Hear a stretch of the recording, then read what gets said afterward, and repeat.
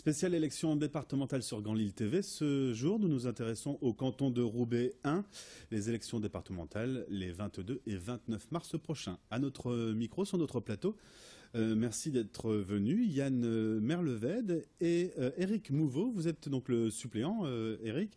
Elisabeth Vallot, votre binôme, malheureusement, travaillait ce midi. Je vous laisse 3 minutes pour convaincre. Vous représentez le parti du Front de Gauche.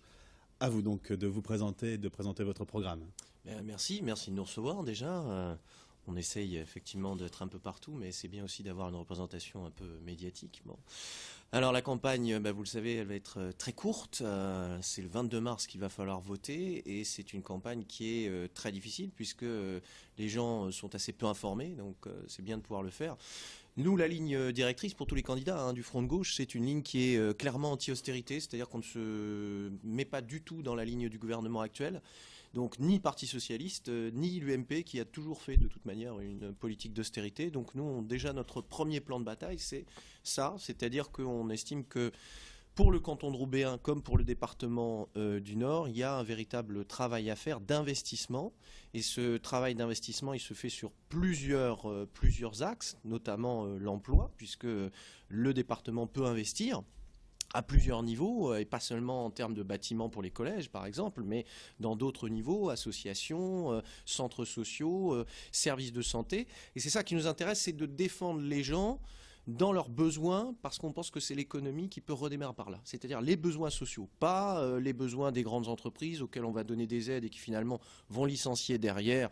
Comme chez nous, on a par exemple le groupe Mullier qui bénéficie d'aides, notamment par la CICE, c'est-à-dire le crédit d'impôt, il bénéficie d'aides.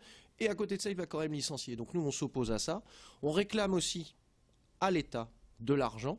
L'État nous doit 3 milliards puisqu'il a transféré des compétences, et ça remonte déjà à plusieurs années, c'est-à-dire au gouvernement notamment de droite. Il a transféré des compétences au département, qu'aujourd'hui d'ailleurs il veut peut-être modifier. L'argent n'a pas été donné pour faire ces compétences. Et notamment la première compétence essentielle autour du RSA, mais pas seulement, c'est l'action sociale qui est le premier budget. Pour faire correctement cette action sociale, il nous manque l'argent, non pas parce qu'on gère mal, mais tout simplement parce qu'on ne nous a pas donné l'argent.